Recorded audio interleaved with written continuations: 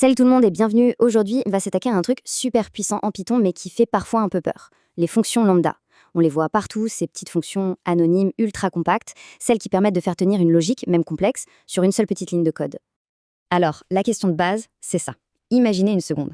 Et si on pouvait créer une petite fonction, une fonction simple, jetable, pile poil à l'endroit où on en a besoin, sans avoir à écrire def, le nom de la fonction, le return, toute la cérémonie habituelle quoi.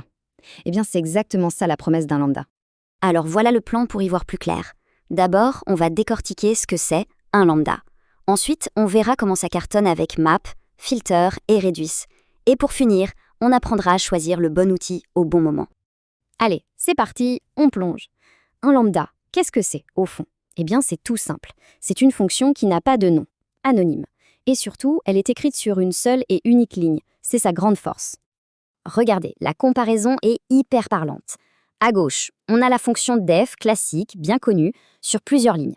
Et à droite, paf, l'équivalent en lambda. Tout est condensé, super compact. On voit bien la structure, le mot-clé lambda, juste après l'argument x, puis les deux points, et enfin l'opération à faire, x fois x. Franchement, c'est pas plus compliqué que ça. Ok, mais du coup, c'est quoi les vraies différences entre les deux ? Bon, une fonction def, elle a un nom. Elle peut être super longue si on veut, et elle reste là, en mémoire, prête à être réutilisée. Le lambda, c'est tout l'inverse. Il est anonyme, il est obligé de tenir sur une seule ligne, et surtout il est souvent jetable, c'est-à-dire qu'on s'en sert une fois et hop, on passe à autre chose. C'est vraiment l'outil idéal pour des petites opérations très ciblées. Pour que ça rentre bien, regardons quelques exemples concrets. On peut faire un lambda pour une simple addition, comme ici, ou pour formater du texte. Salut non, ça marche nickel. On peut même faire un petit test logique, genre vérifier si un nombre est pair. On voit bien que la syntaxe est toujours la même, super simple, super directe. Bon, maintenant qu'on a bien compris la syntaxe, passons aux choses sérieuses. Où est-ce que ces lambda brillent vraiment ? On va commencer avec un grand classique, la fonction map. C'est un outil de transformation hyper puissant. Alors map, comment ça marche ? C'est super simple en fait. Imaginez une chaîne de montage. On lui donne une opération, donc une fonction, et une case de pièces, notre liste. Map va prendre chaque pièce, une par une, lui appliquer l'opération et créer une nouvelle caisse avec les pièces transformées. Et c'est là, précisément, que le duo map et lambda devient magique. Regardez, au lieu de devoir définir une fonction carrée quelque part d'autre dans le code, on la crée à la volée, directement dans l'appel à map, avec lambda x, x fois x. Et voilà. Le résultat, c'est une nouvelle liste où chaque nombre a été mis au carré. C'est propre, c'est concis, c'est élégant.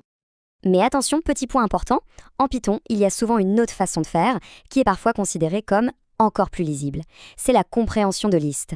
Pour faire exactement la même chose, mettre des nombres au carré, beaucoup de devs préféreront cette syntaxe. On dit qu'elle est plus pythonique. Le résultat final, lui, est exactement le même, c'est juste une question de style.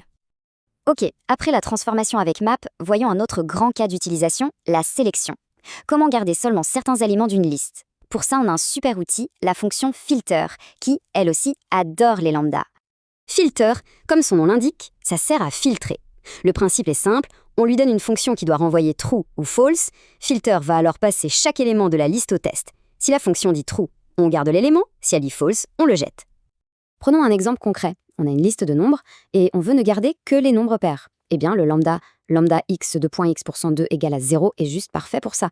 C'est notre test, il renvoie true si le nombre est pair, false sinon. On le donne à filter et bim, on récupère une nouvelle liste avec uniquement les nombres pairs. C'est un vrai scalpel pour découper nos listes. Et on s'en doute peut-être, tout comme pour map, il y a une alternative avec la compréhension de liste. Cette syntaxe, avec le if à la fin, est souvent vue comme plus directe, plus facile à lire d'un seul coup d'œil, pour faire la même chose. Encore une fois, c'est une question de préférence, mais c'est bon à savoir. Allez, on monte d'un cran. On va parler d'un outil un peu plus spécial, la fonction reduce.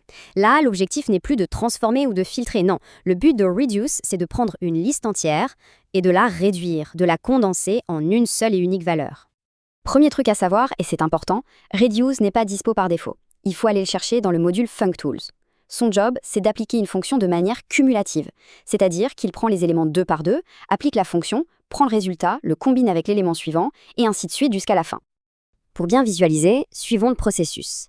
Imaginons qu'on veuille faire la somme de cette liste. Reduce commence par le début. Il prend les deux premiers, 2 et 3, et il les additionne. Ça fait 5, ok. Étape suivante, il prend ce résultat, 5, et il l'additionne avec le nombre suivant dans la liste, qui est 4. Ça fait 9, et on continue comme ça, jusqu'à avoir épuisé toute la liste et n'avoir plus qu'un seul chiffre. Bon, là, il y a un point crucial à comprendre. Pour faire une simple somme ou pour trouver le plus grand nombre d'une liste, franchement, n'utilisez pas reduce. Python a des fonctions intégrées bien plus simples et claires pour ça, comme somme et max. Il faut vraiment réserver reduce aux situations où la logique de calcul cumulatif est plus tordue, plus personnalisée. Ok, on a vu pas mal de choses là. Entre les fonctions def, les lambda, map, filter, reduce et même les compréhensions des listes, on peut vite se sentir un peu perdu. La grande question, c'est comment on s'y retrouve dans tout ça?